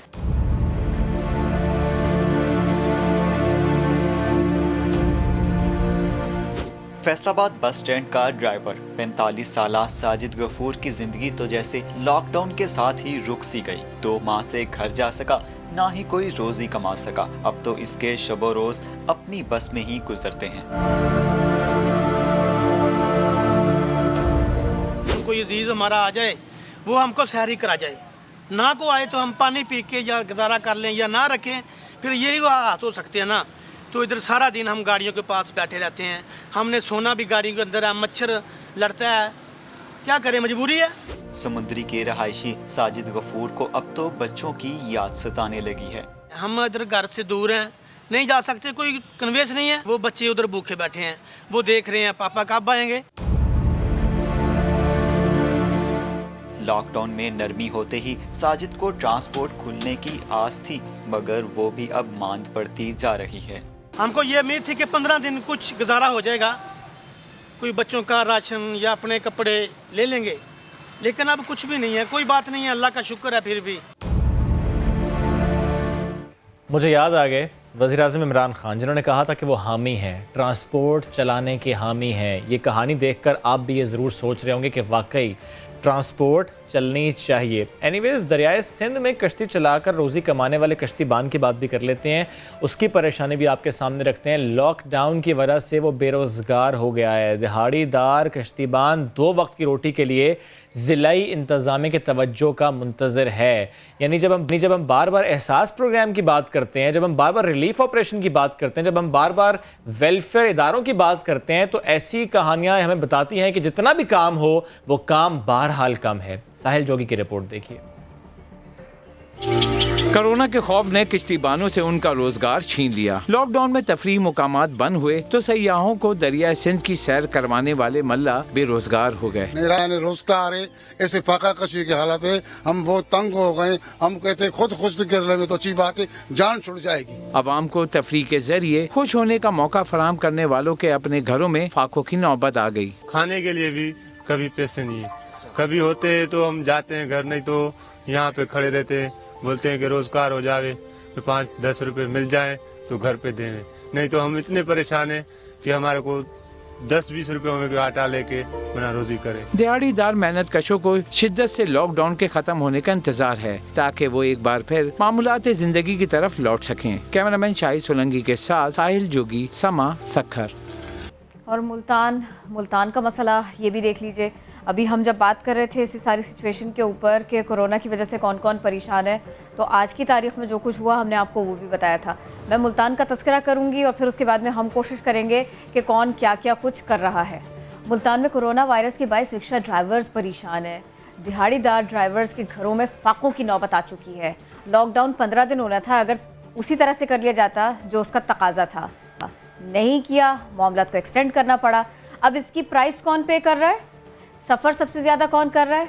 ऐसे लोग। राशिद हमीद इस पर रिपोर्ट कर रहे हैं।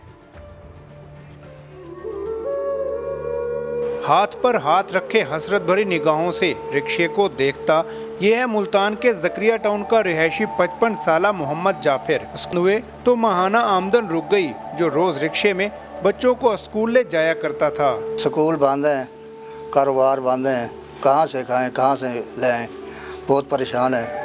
4 मरले का घर, पेट की आग कैसे बुझेगी। रिक्शे का पहिया रुका तो घर में नौबत फाकों तक आ पहुंची। जाफिर और उसके अहले खाना उधार लेकर मुश्किल वक्त में गुजर बसर करने पर मजबूर है। सवारी नहीं मिली, चलान हो गया, सारा दिन बैठ बैठ के वापस आ गए। पूछा शाम को भी क्या हुआ, कुछ भी नहीं मिली, सवारी नहीं मिली, कोई काम नहीं मिला। मोहम्मद जाफिर जैसे सैकड़ों रिक्शा ड्राइवर जो रिज़्क़े हलाल कमाने को तरजीह देते हैं, इन दिनों शदीद मुश्किलात से दो चार हैं। कैमरामैन महबूब चौधरी के साथ राशिद हमीद, समा, मुल्तान। तो ये रिक्शा ड्राइवर थे। हमने गाड़ी बान की बात भी की, हमने किश्ती चलाने वाले की बात भी की, हमने ड्राइवर्स की बात भी की। कोरोना की वजह से जितनी भी सख्तियाँ हुई, इन्होंने शुरू के 15 दिन सोचे कि हम दिक्कत में गुजारेंगे, लेकिन हम ख़ुद को भी बचाएंगे, मुआशरे को बचाएंगे, पाकिस्तान को बचाएंगे, कोरोना से पाकिस्तानियों को बचाएंगे।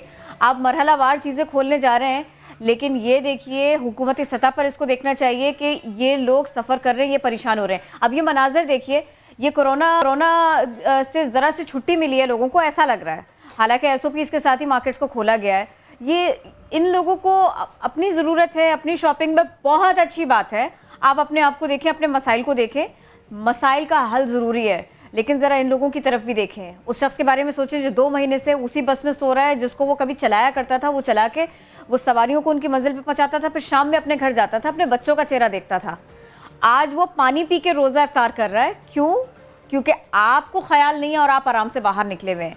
हुकूमतों को तो ख्याल होना चाहिए, हम पाकिस्तानियों को भी ख्याल होना चाहिए। कोई और ऐसा कुछ नहीं करेगा।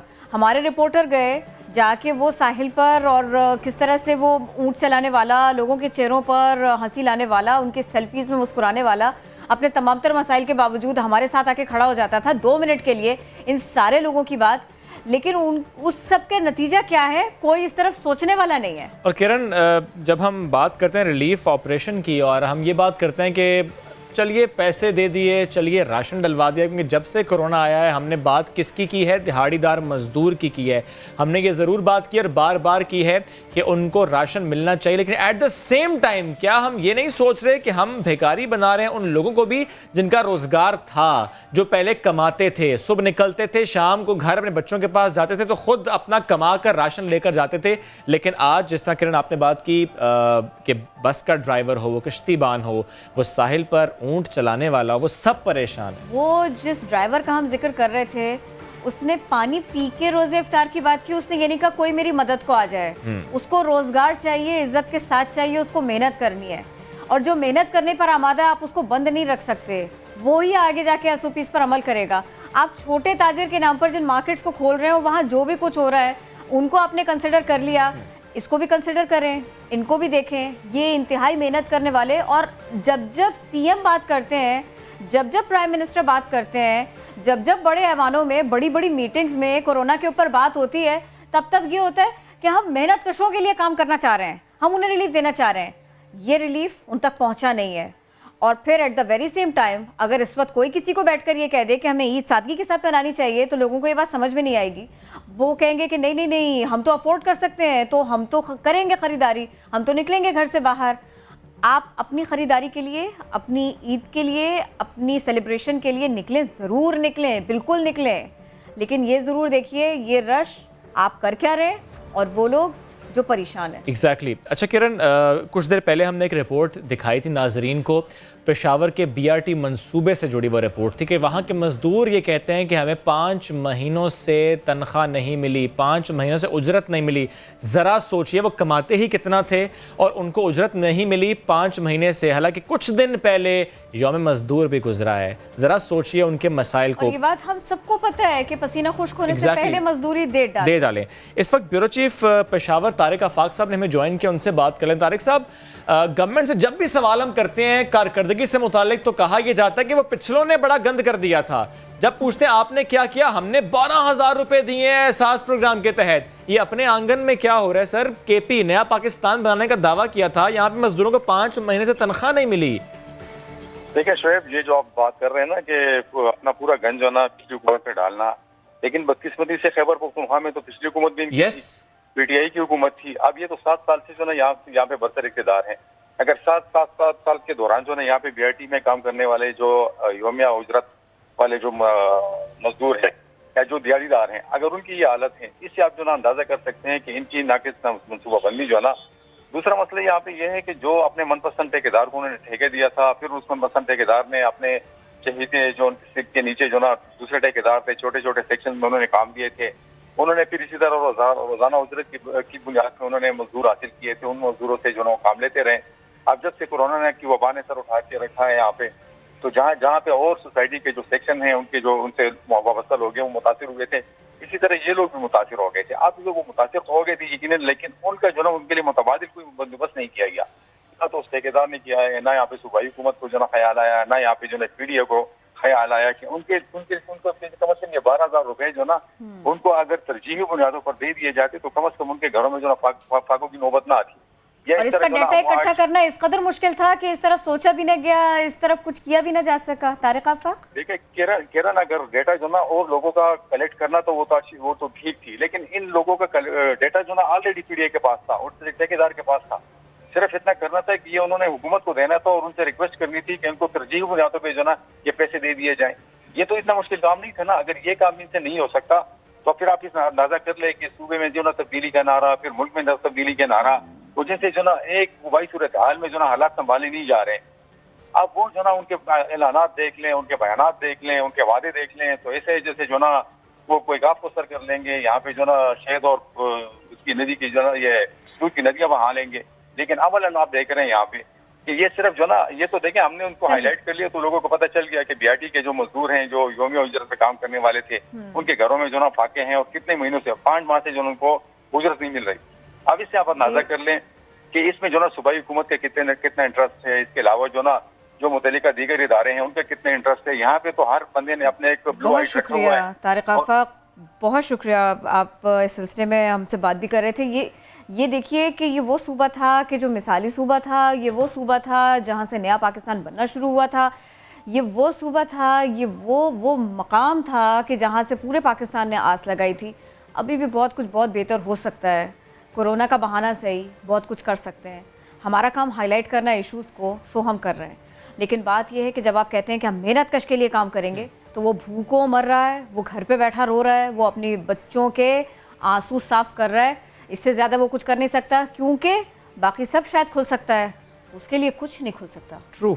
चलिए बढ़ते हैं आगे, क्योंकि हमने कोशिश तो की, यहाँ तक बात करते करते कोशिश की कि हुकूमत की आंखें खुल जाए। एनीवेज बढ़ते हैं मारे आगे। का वो सर कर पाए, ये मार का वो सर कर पाए। मार्के की आपने बात कर दी किरण, तो हक और बातिल का फैसला कुन मार्का यौम बदर की हम बात करते हैं, क्योंकि आज है 17 रमज़ानुल मुबारक। एक बड़ी जंग हक और बातिल के दरमियान, तारीख साज ये मार्का जिसने इस्लाम में मैदान जहाद का मयार हमेशा के लिए मुतय्यन कर दिया। यौम फुरकान कहा जाता है इसको। एक नज़र इस रिपोर्ट में। हजरत मिक़दाद बिन असवद क्या फरमाते हैं, या रसूल अल्लाह, हम मूसा अलैहिस्सलाम की उम्मत की तरह नहीं कि इज़हब अन्ता व रब्बुका फ़क़ातिला इन्ना हाउना क़ाइदून, कि आप और आपका रब जाएं और जाकर के जंग और क़िताल करें। नहीं, या रसूल अल्लाह, हम आपके आगे पीछे दाएं बाएं से आपके लिए और आपके साथ मिल करके लड़ेंगे। ये जानिसारी और ये वफादारी सहाबा ने पेश की। और फिर अल्लाह की तरफ रजू का मामला आप देखिए कि सुबह बदर का मारिका पेश आना है, रात को रसूलुल्लाह सल्लल्लाहु अलैहि वसल्लम अपने मखसूस ओहदेज और कैंप और खाने के अंदर सिर्फ सिद्दीक अकबर साथ हैं। आप सल्लल्लाहु अलैहि वसल्लम आसमान की तरफ बार बार नजर उठा करके दुआ फरमा रहे, अल्लाहुम्मा लौ तहलिक हादिल इसाबा लन तुअबद इला यौमिल क़ियामा। ऐ अल्लाह, आज अगर ये मुख्तसर सी जमात शिकस्त खा गई तो क़यामत तक तेरी परस्तश और तेरी पूजा नहीं होगी। ऐसा हकीकी रुजू इल्लाह, रोते जाते हैं। सिद्दीक अकबर रज़ी अल्लाह तआला पीछे खड़े हैं और आप सल्लल्लाहु अलैहि वसल्लम को तसल्ली देते हैं। फिर सहाबे कराम की आप वफादारी का अंदाजा लगाएं। हजरत साद बिन उबादा रज़ी अल्लाह तआला अन्हु ने खुतबा दिया और खड़े होकर नबी की मौजूदगी के अंदर फरमाया, जिससे नबी सल्लल्लाहु अलैहि वसल्लम का चेहरा मसरत और खुशी के अंदर वाज़े तौर पर झलक रहा। हजरत साद बिन उबादा ने फरमाया, या रसूल अल्लाह, जिस तरफ मर्जी हो तशरीफ ले चलिए, हम आपके साथ हैं। खुदा की कसम, अगर आप समंदर में कूद पड़ने का हमको हुक्म देंगे तो हम आपके हुक्म की वजह से समंदर में कूद पड़ेंगे। ये तौहीद का सच्चा जज्बा और फिर सब्र और तकवा। अच्छा, सवाल ये पैदा होता है कि इतनी बड़ी मदद आ कैसे गई? तो सूरह आले इमरान आयत नंबर 125 में अल्लाह ने खुद फरमाया, बला इन तस्बिरू व तत्तकू व यातूकुम मिन फौरिहिम हाज़ा युमदिदकुम रब्बुकुम बिखम्सति आलाफिन मिनल मलाइका मुसव्विमीन। अगर तुम सब्र, तकवा, रजू इल्लाह करोगे तो फिर रब ताला की तरफ से 5000 फरिश्ते तुम्हारी मदद को। और 124 में क्या फरमाया, अय्युमिद्दकुम रब्बुकुम बिसलासति आलाफिन मिनल मलाइकति मुनज़लिन, कि 3000 फरिश्ते भेजे। फिर अल्लाह रब्बुल इज्जत ने क्या फरमाया सूरह अनफाल 17 नंबर आयत में, तुम नहीं कत्ल कर रहे थे काफिरों को, फलम तक़्तुलूहुम वलाकिन्नल्लाह क़तलहुम, अल्लाह इनको कत्ल कर रहा था। वमा रमैत इज़ रमैत वलाकिन्नल्लाह रमा, तुम तीर अंदाजी नहीं कर रहे थे, अल्लाह रब्बुल इज्जत फरमाते मैं तीर फेंक रहा था। अब आप देखें, ये जबरदस्त और गैर मामूली मदद, हमें ये सबक सीखना चाहिए। नबी के साथ हकीकी वफादारी, इश्क और अकीदत, तौहीद का सच्चा जज्बा, सब्र और तकवा, अपनी तरफ से अपनी इस्तात के मुताबिक तैयारी, ये है वो सबक जो हमें हासिल करना चाहिए यौम बदर। और ये भी बता दीजिएगा साथ में एक तो ये कि यकीन भी हो अल्लाह की ज़ात पर भी, नबी सल्लल्लाहु अलैहि वसल्लम की ज़ात पर भी, ये तो बिल्कुल बेसिक है। लेकिन इस सब के साथ साथ एक यूनिटी का, इत्तेहाद का मुजाहरा करना, ये भी बहुत इम्पॉर्टेंट और एक बहुत इम्पॉर्टेंट पैगाम है सबका। और आज ही के दिन की मुनासिबत से क्या मुफ्ती साहब ऐसा भी है कि आज ख़ास तौर पर दुआएं मांगें तो आज के दिन की फजीलत ज़्यादा हो? बिल्कुल, तारीख के अंदर ये जो 17 रमज़ान और ख़ास तौर पर यौम बदर का जो मौका रहा है, ये एक ऐसा अजीब व गरीब किस्म का दिन रहा कि इस बदर के बाद भी सहाबे कराम, तारीख़ उम्मत मुस्लिमा हमें ये बताती है कि मुख्तलिफ सहाबे कराम ने मुख्तलिफ जंगों के मौका पर अपने जिहादी बाकायदा मुहिम को यौम बदर और 17 रमज़ान की तरफ मंसूब किया। और 17 रमज़ान और यौम बदर से पूरी दुनिया के अंदर आज तक मुख्तलिफ खित्तों के अंदर ये मामला है कि उसको जब याद किया जाता है तो मुसलमानों में एक गैर मामूली जज्बा शहादत, एक रूहानी स्पिरिट और एक रूहानी ताकत और कुव्वत पैदा होती है। और फिर आप देखें ना कि एक तरफ क्या है, मुट्ठी भर छोटी सी तादाद और वो भी गरीबुल वतन, बेसर सामान, और दूसरी तरफ कितने बड़े बड़े लश्कर और उनका कितना बड़ा साजो सामान, लेकिन अल्लाह रब्बुल इज्जत इनकी मदद फरमा रहे। और ऐसा जज्बा जिहाद और शौक शहादत अल्लाह रब्बुल इज्जत ने इनको अता फरमाया। चश्मे फलक ने ऐसा जज्बा जिहाद नहीं देखा। इस रूह को दोबारा पैदा करने की जरूरत है। यही रूह अल्लामा इकबाल के अशार के अंदर आती है तो पूरी इंसानियत को वो मुखातब करते हैं। ये रूह उमर बिन अब्दुल अजीज के अंदर आती है। ये शाम, यमन, दमिश्क, आपके कूफा, इराक, बगदाद, ईरान के जजीरे, खुदा जाने कहाँ कहाँ तक, अफ्रीका की साहिली पट्टियों तक सहाबे कराम के अंदर ये रूहानी पावर और कुव्वत आती है। और पूरी दुनिया के अंदर ये सहाबा पहुँचते हैं और इकबाल को कहना पड़ता है, दश्त तो दश्त है, दरिया भी न छोड़े हमने, बहरे जुल्मात में दौड़ा दिए घोड़े हमने। बहुत शुक्रिया, कुव्वत और ताकत को पैदा करने की बहुत शुक्रिया, बहुत शुक्रिया मुफ्ती ज़ुबैर साहब, आप हमारे साथ थे, इसकी अहमियत, इसकी फजीलत के बारे में बता रहे थे। ये कहानी आपके सामने रखने का एक मकसद था और मकसद ये था कि मदद करनी, और हम सब ने मिलकर मदद करनी है इस फैमिली की। और हम जब सब मदद करेंगे तो क्यों ना उनकी मदद होगी, क्यों ना उनकी ज़िंदगी आसान होगी। अली, उनकी कहानी तो आपके सामने रखी, अली ने हमें ज्वाइन भी किया है इस वक्त इस प्रोग्राम में, और हमारे साथ ही सारिम बरनी साहब भी मौजूद हैं, समाजी कारकुन। सारिम में पहले आपकी तरफ आना चाहूँगा। बहुत से ऐसी कहानियाँ सामने आती हैं जो कि हमें ये सोचने पर मजबूर कर देती हैं कि कहाँ है हुकूमत और कहाँ है इदारे। एनीवेज सारिम भाई, कहानी आपने भी देखी, मैं चाह रहा हूँ थोड़ा सा आप बता सकते हैं कि दो तरह के मेजर्स होते हैं, शॉर्ट टर्म मेजर्स और long term measures. I am sure long term measures में तो अभी ज़ाहिर बात करना इतना सूदमंद ना होगा, लेकिन शॉर्ट टर्म मेजर्स क्या हो सकते हैं, इनको फैसिलिटेट करने से मुतालिक ज़ाहिर आपका इदारा ऐसे बहुत से ख़ानदानों की मदद करता है, क्या कर सकते हैं? सारिम बरनी ट्रस्ट क्या कर सकता है? सारिम बरनी ट्रस्ट तो बहुत महदूद वसाइल के अंदर बहुत सारे काम कर रहा है, लेकिन इस तरीके के केसेस लाना, दिखाना, बताने का सिर्फ मकसद ये होता है कि लोग देख सकें, इनकी मदद कर सकें और इदारे को मजबूत बनाएं। इदारे मजबूत होंगे, यकीन जाने लोगों के मसाइल बहुत कम होते चले जाएंगे। आज भी अगर आप पाकिस्तान में देखें तो हुकूमतों से ज़्यादा इदारे सामने आते हैं काम के अंदर।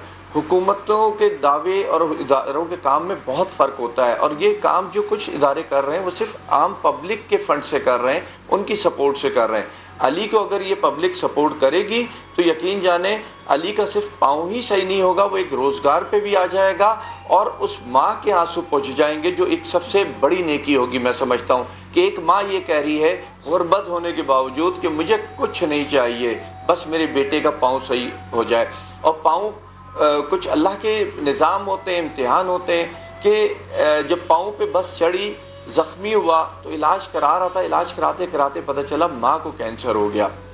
अब एक बेटे का बड़ा इम्तिहान शुरू हो जाता है जो अपने माँ बाप की इज्जत करना जानता है उन औलादों के लिए। सारिम भाई, यही वजह बनी जब हमारी टीम गई, इन लोगों से मिली, इनके मसाइल उन्होंने जानने की कोशिश की, और हमको यही लगा कि फिर ना आप तक लेकर जाएं इस मामले को, तो हम इनकी फैमिली के इनके मसाइल लेकर आए।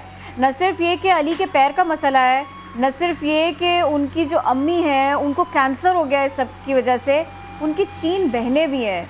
आप यकीन कीजिए, आपने पैकेज में आपने देखा भी होगा, वो खातून बुरी तरह रो रही है कि अब मेरी बेटियों का क्या होगा। सारे में अगर आप इसको मेरी लालच समझे, मेरी टीम की लालच समझे, तो मुझे कोई आर नहीं ये कहते हुए, मुझे वाकई लालच हो गई है कि आप वाकई इस पूरी फैमिली को हेल्प कर दें।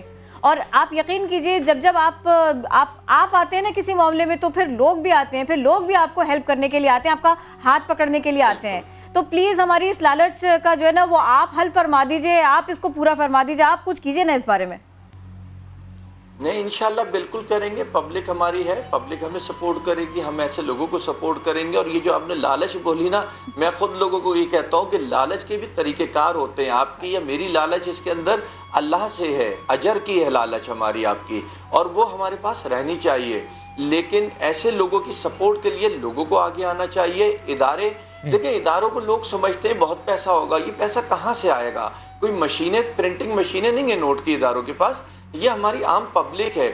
अगर मैं इसमें तो कोई शक नहीं सारिम भाई, इसमें तो I am sorry to interrupt, इसमें तो कोई शक नहीं कि जिन हालात में इस वक्त हम हैं उसमें आपका इदारा और इदारे हैं जो कि बहुत अच्छा काम कर रहे हैं, और बहुत दबाव में काम कर रहे हैं और बहुत ज़्यादा मुश्किल में काम कर रहे हैं, क्योंकि फंड्स की कमी है। जाहिर है ये मसला पूरी दुनिया में है इस वक्त कोरोना का, और दैट इज़ द रीज़न कि जो पहले फंड्स आते थे बाहर ममालिक से, वो भी उस तरीके से आ नहीं रहे।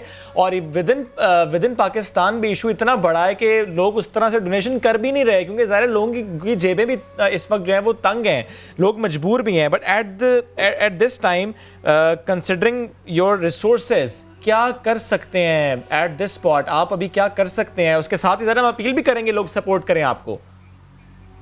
नहीं, हमें लोग सपोर्ट करेंगे इंशाल्लाह। हम भी इसके लिए जो है ना ये सपोर्ट के इंतजार में भी नहीं रहेंगे, हम इसको एडमिशन करवाएंगे हॉस्पिटल में, इसका इलाज भी करवाएंगे।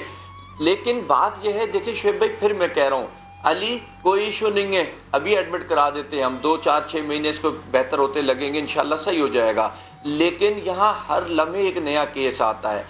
मकसद मैं आपके पास इतने केसेस नहीं बिठा सकता, नहीं दिखा सकता। अगर मुझसे आप दुरुस्त कह रहे हैं, आप बिल्कुल दुरुस्त कह रहे हैं, लेकिन इसी केस के ऊपर, इसी अली ही की फैमिली के ऊपर थोड़ा सा वापस आते हैं। सारिम बनी भाई प्लीज साथ ही रहिएगा। माँ की फरियाद क्या है? अली की अम्मी कितना रो रही है, कितनी परेशान है। जो लोग हमें देख रहे हैं, जो नया दिन के नाजरीन, समा के नाजरीन हमें देख रहे हैं, वो ये नंबर्स भी देखें जिस पे वो हेल्प कर सकते हैं, वो वेबसाइट भी देखें, ट्रस्ट के बारे में भी जानें, और साथ में जो इस माँ की फरियाद है उसको ज़रा एक बार गौर से देखें ये क्या कह रही हैं। कोरंगी कराची का अली 2016 में पांव पर बस क्या चढ़ी कि जिंदगी ही बेमकसद हो गई।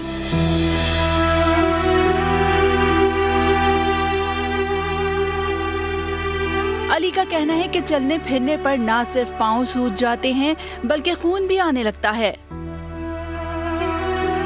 मेरा घर किराए का, मेरी 3 बहनें, उनकी मुझे शादी करनी है। मेरी क्या नाम वालदा एक्सीडेंट के कुछ टाइम बाद मेरी वालदा को कैंसर हो गया था, जिसकी वजह से मेरा इलाज आगे नहीं चल सका। नौकरी की तलाश की है, मैं जहाँ भी जाता हूँ मेरा पाँव देखते हैं, मुझे नौकरी के लिए मना कर देते हैं। माँ ने हादसे का इतना असर लिया कि कैंसर की मरीजा बन गई। किराए का घर है, सोचती है 3 जवान बेटियों का क्या होगा। यही इल्तिजा है कि आप मेरे बच्चे की मदद करें और मेरे बच्चे का पाँव बना दें। ये हमारा वाहिद सहारा है, इसके सिवा कोई नहीं है। ये पाँव सही हो जाएगा तो ये कमा के हम ही देंगे। आप सब कुछ जानते हैं, बेरोजगारी कैसी बुरी चीज होती है। मेरा इसके सिवा कोई नहीं है। दुखियारी माँ का सिर्फ यही कहना है कि बेटा ही उनका वाहिद सहारा है, उन्हें कोई मदद नहीं चाहिए। खुदारा कोई उनके जवान बेटे के पाँव का इलाज ही करा दे। अली है साथ में, क्या हम बात कर सकते हैं उससे? अभी साथ नहीं है सारिम भाई। अली भी हमें ज्वाइन करेंगे, हम उनसे भी ज़ाहिर बात करेंगे। आपने कहा कि इलाज का तो आप फ़ौरन बंदोबस्त करेंगे, फ़ौरन एडमिशन कराएंगे ताकि उनका जो ट्रीटमेंट है वो स्टार्ट हो सके। जिस तरह सारिम भाई जब भी हम आपसे बात करते हैं तो हम इसी पॉइंट पर आके डिस्कशन करते हैं कि ज़ाहिर है मदद इस तरीके से करनी है कि आगे चलकर मदद की ज़रूरत महसूस ना हो, बल्कि वो फैमिली, वो शख्स किसी और की मदद कर सके, उसे इस काबिल बनाना है। यही हमारा इस मकसद भी होता है। तो ज़ाहिर ज़ाहिर है इलाज की बात तो आपने की सारिम भाई, मुझे थोड़ा सा प्लीज़ बताएंगे, मैं फिर शॉर्ट टर्म पे ही आऊँगा कि और इस वक्त सिचुएशन को देखते हुए सारिम बनी ट्रस्ट किस तरीके से फैसिलिटेट फ़ौरन कर सकता है उनको, ताकि जब हम अली से बात करें तो हम उसके चेहरे पे मुस्कुराहट देख सकें आपके ऐलान सुनने के बाद, आपकी बात सुनने के बाद। इंशाल्लाह शुएब भाई, इंशाल्लाह इसका पाँव भी सही कराएंगे। देखें जिस तरीके से सीढ़ियाँ चढ़ते हुए जा रहे हैं, उसके पाँव से खून निकलता है, वो सिर्फ गोश्त नीचे कच्चा गोश्त उसके पाँव, एड़ी नहीं है उसकी, समझे आप, पूरा पाँव सादा पंजे के ऊपर चलता है, वो पंजा है उसका, समझे। तो उसको सही होने में भी टाइम लगता है, फिर सही होने के बाद उसको रेस्ट चाहिए।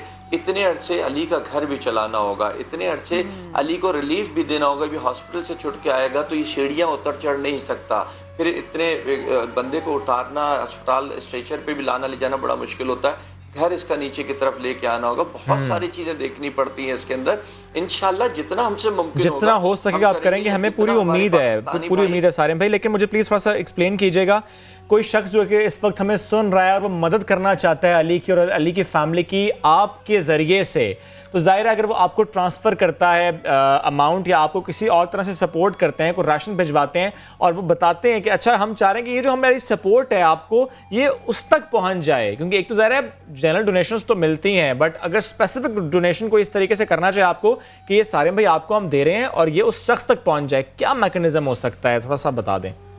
देखिए भाई, ये बड़ा अच्छा सवाल किया और मैं हर बार भूल जाता हूँ क्लियर करने से। लोग अमूमन चाहते हैं कि हम फैमिली का नंबर दे दें। शुएब भाई, फैमिली का नंबर हम नहीं दे सकते, फैमिली से कांटेक्ट नहीं करा सकते, फैमिली की तमाम तर डिटेल आपको मुतवातिर दे सकते हैं जो उसके नाम पे डोनेशन देगा। उसकी वजह यह है कि हमने किसी फैमिली को भिखारी नहीं बना देना है, हमने उसको सफ़ेद पोशी रखते हुए हमने उसको ट्रीटमेंट करा के उसको कमाई की तरफ, एक ज़िंदगी की तरफ लेकर के जाना है। फिर दूसरा ये, अगर एक शख्स को ज़रूरत है महीने की समझे 50,000 रुपये की और उसके पास आ रहा है 2 लाख रुपए महीना, तो ये पैसे की फिर तबाही है, ये फिर ज़रूरत नहीं है। 2 लाख रुपए अगर इदारे के पास आता है तो उसको मेंटेन करके चलता है, 1 साल के बजाय उसको 2 साल चलाएगा, 2 साल के बजाय उसको 4 साल चलाएगा। जिस तरीके से फंड्स आएंगे जो उस तरीके से फिर खुल करके सपोर्ट करेगा। तो हमारी पॉलिसी थोड़ी चेंज है, हम एक रहनुमा कह लें, रहबर कह लें या कुछ भी कह लें, एक बड़े की हैसियत से, एक बाप की हैसियत से इन लोगों को लेकर के चलते हैं कि साल साल जब तक ये अपने ज़िंदगी के ट्रैक पे ना आ जाएं और ज़िंदगी में मकसद ज़िंदगी में नॉर्मल ना हो जाएं, हम इन पे से हाथ ना हटाएं। पर क्या बात है, क्या आज़्म है आपका, आपके जो मसाइल हैं उनको दूर भी करेंगे। लेकिन ये सब कुछ होने से पहले अगर आप हमारे देखने वालों को बता सकें कि ये आपके लिए कितना ज़रूरी है और अभी आपके मसाइल क्या क्या हैं, आपके लिए कितने मसाइल हैं, कितने प्रॉब्लम्स हैं, तो वो बहुत अच्छा होगा। प्लीज़ आप हमें बताएंगे। जी मैं बता सकता हूँ, बिल्कुल। मेरा नाम हुसैन अली है। 2016 में मेरे पाँव का एक्सीडेंट हो गया था। 2016 में मेरे पाँव का एक्सीडेंट हो गया तो उसकी वजह से मेरा पाँव खराब हो गया। मेरा इलाज चल ही रहा था तो उसी दौरान मेरी वालदा को कैंसर हो गया। वालदा की देखभाल की वजह से मेरा इलाज आगे तक नहीं चल सका। और अगर आज आपको पता चले अली, अगर आज आपको पता चले कि 10 दिन बाद, 11 दिन बाद या चलो 1 महीने के बाद में आपके पैर का इलाज हो जाएगा, बिल्कुल ठीक हो जाएंगे आप, जी मेरा बहुत अच्छा होगा। फिर मैं अपनी अम्मी को देख सकूंगा, अपनी वालदा को संभाल सकूंगा। मेरी 3 बहनें हैं, उनके सिवा मेरे सिवा उनका कोई भी नहीं। और अगर मैं चाहता हूँ कि मेरी बहनों की मदद हो, मैं कुछ करूँ अपनी माँ के लिए। मैं अपनी माँ को देखता हूँ, मुझे बहुत दुख होता है, मैं नहीं देख सकता मेरे वालदा को। और अगर आपको ये पता चले कि ये सब कुछ सारिम बर्नी ट्रस्ट कर रहा है, सारिम भाई आपके लिए कर रहे हैं, तो फिर आप अपना काम करने के साथ साथ सारिम भाई को भी हेल्प करेंगे। जी जी बिल्कुल। मैं सायरम भाई के पास बहुत यकीन लेके आया था और इंशाल्लाह मुझे यकीन है कि मैं यहाँ से बिल्कुल ठीक होके जाऊंगा। मुझे यकीन है सायरम भाई। सारिम भाई, एक अली की फैमिली, उनके सारे के सारे प्रॉब्लम्स, और आप तो काफ़ी कुछ कर रहे हैं, बहुत सारे लोगों का हाथ पकड़ के चलने की कोशिश कर रहे हैं। ये सब कुछ आसान नहीं है और ख़ास तौर पर इन दिनों में आपके लिए बहुत मुश्किल है, लेकिन इंशाल्लाह अल्लाह इसको आसान बनाएगा। और अभी आपने कहा ना 1-1.5 महीने में, 1-1.5 महीने में नहीं, इंशाल्लाह आप चाहें तो 2-3 दिन के अंदर बस इसका, क्योंकि अब कोरोना एक बड़ा एक इशू बन गया, मुश्किल बन गई हमारे लिए, इसका टेस्ट होगा, टेस्ट होते ही हॉस्पिटलाइज हो जाएगा। वो 2 दिन 3 दिन लगेंगे। इंशाल्लाह आप इसको शूट करके दिखाइएगा कि बिल्कुल इस वक्त ट्रीटमेंट शुरू हो गया है। इंशाल्लाह इंशाल्लाह फिर दिखाइएगा कि आज अली चलने के काबिल भी हो गया और कमाने के काबिल भी हो गया। इंशाल्लाह ये बड़ा जल्दी होगा, यकीन हो। बिल्कुल ये, और इंशाल्लाह सारिम भाई ये बड़ा जल्दी होगा। और बड़ा दुरुस्त आपने कहा, लोगों को यकीन भी हो कि ज़ाहिर है जिस पर हम बात कर रहे हैं कि आपके तवस्सुत से ज़ाहिर है ये सारी सपोर्ट हो पाएगी। अल्लाह ने आपका वसीला बनाया है, अल्लाह ने आपको चुना इस काम के लिए, ये भी बड़ा एक अल्लाह का करम है। लोग आजकल बड़ा प्रॉब्लम हो गई है डोनेशंस देने की, तो हमें जो बाहर पाकिस्तान से बाहर है सबसे अच्छा तो ये पाकिस्तान भेजें, लेकिन अगर नहीं भेज पा रहे तो आप वहाँ पे हमारी जो पेपाल है वेबसाइट पे जो अकाउंट है हमारे पेपाल का, आप उस पर जा करके भी दे सकते हैं। इजी एक्सेस है, कोई अब मुश्किल नहीं है कि आपने कहीं जाना है देना है। दुनिया से बैठे बैठे बैंकों से ट्रांसफर हो जाता है अमाउंट, बहुत आसान है। सिर्फ नीयत अच्छी होनी चाहिए, नीयत होगी तो मंजिल तो आसान हो। पैकेज की तरह लेकर जब हम उसके लेकर के चलेंगे तो इंशाल्लाह सिर्फ ट्रीटमेंट पे नहीं रखेंगे, हम पूरा एक पैकेज बनाएंगे कि इसको घर की क्या ज़रूरत है, इसकी बहनों के लिए क्या ज़रूरत है, कोई तालीम ले रहा है उसको क्या ज़रूरत है, फिर इसको पूरा एक यही बात हम अली से पूछ लेते हैं सारिम भाई, यही बात अली से पूछ लेते हैं। अली, दो बातें पूछना चाह रहा हूँ मैं आपसे। एक तो ये कि जब आप मुख्तलिफ जगह पर गए जॉब के लिए, आपकी वालिदा ने कहा कि आपको जॉब नहीं मिली इसी वजह से कि आपका पाँव ठीक नहीं है। एक तो मुझे ये बता दें कहाँ कहाँ पर गए, कब से आप कोशिश कर रहे हैं, किस किस्म की जॉब करना चाहते हैं, और इसके साथ बहनों के मुतालिक भी अगर आप शेयर कर सकें कि बहनों की उम्र क्या है, पढ़ना चाहती हैं या पढ़ रही हैं, ये जॉब करना चाहती हैं, वोकेशनल ट्रेनिंग हासिल करना चाहती हैं, खुद कफील होना। एक कमेंट आप पर एक और मौजू पर चाह रहा हूँ सारिम भाई, हम जिस सोसाइटी में रहते हैं हमने शादी को इस कदर मुश्किल बना दिया, और वो खातून के पर्सपेक्टिव से इतना मुश्किल बना दिया एक घर वाले के लिए, एक मर्द के लिए, एक भाई के लिए, एक बाप के लिए, कि उसकी अपनी बीमारी एक तरफ, उसकी माँ की बीमारी एक तरफ, गुर्बत एक तरफ, वो सोच क्या रहा है कि उसकी बहन की शादी हो जाए। सर इंशाल्लाह शादी हो जाएगी और अच्छे तरीके से सादगी से होगी, और सादगी पे लोग नहीं सारिम भाई हो जाएगी। मैं रवैये और मैं रवैये की बात करना चाह रहा हूँ, और मैं इस सोसाइटी की बात करना चाह रहा हूँ सारिम भाई। हम आपको लगता है ये सोसाइटी दोबारा बननी चाहिए, यहाँ पे नॉर्म्स, वैल्यूज, ट्रेडिशंस, पॉलिसीज नई होनी चाहिए कि ये क्या बात है कि शादी इतनी मुश्किल कर दी।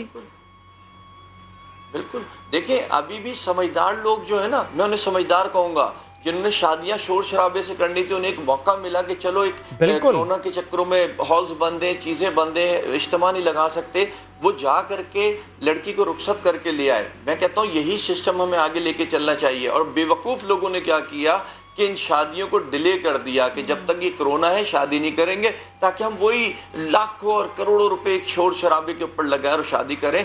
तो मेरा ख्याल है कि अल्लाह की दी हुई ये इस वक्त आपके लिए नेमत और रहमत है, एक बीमारी होने के बावजूद, लेकिन अगर आप उसको ठुकरा रहे हैं तो फिर आप क्या उम्मीदें रखते हैं फिर उसके बाद अल्लाह से? फिर इस मामले में लेकिन उम्मीद रखी जा सकती है कि कुछ बेहतर होगा। सारिम भाई thank you so very much, आप हमारे साथ थे। अली, उनकी फैमिली का मसला हमने नया दिन के नाज़रीन के सामने रख, जो लोग हमें देख रहे हैं इस वक्त, हमने आपको नंबर भी बता दिया, हमने आपको वेबसाइट भी बता दी, सारिम भाई ने अच्छी तरह से समझा दिया कि आप हेल्प करना चाहें तो कैसे कर सकते हैं, कि हम क्या कर रहे हैं। एक तरफ हम क्या रिक्वेस्ट लेकर के आए अपने इस कौम के आगे, लेकिन हम बचते भी हैं क्योंकि हमारे यहाँ नेकियां भी हैं। अभी मैंने आपको देखिए वेबसाइट का कहा है कि उस पर जाके पेपाल पे डोनेशन दिया जा सकता है। अभी एक शख्स है शरियार रेहान, इन्होंने फॉर अली लेग ट्रीटमेंट $350 जाकर के उस पर डाल दिए। हमारे यहाँ अच्छे भी हैं, लेकिन हमारे यहाँ ऐसी बुरी चीजें भी नजर आती हैं हमें। सारिम भाई ये अच्छे लोग हैं तभी तो पाकिस्तान कायम है। सारिम भाई सॉरी वक्त कम था, साथ मौजूद थे आप, लेकिन ये अच्छा रवैया, अच्छा शख्स, अच्छी सोच ये है तो पाकिस्तान है, वरना जितने मसाइल हैं उससे निमटना इतना आसान नहीं। एनीवेज वक्त हो गया ख़त्म, आपसे होगी मुलाकात कल, रखिए अपना ख्याल, तब तक के लिए अल्लाह।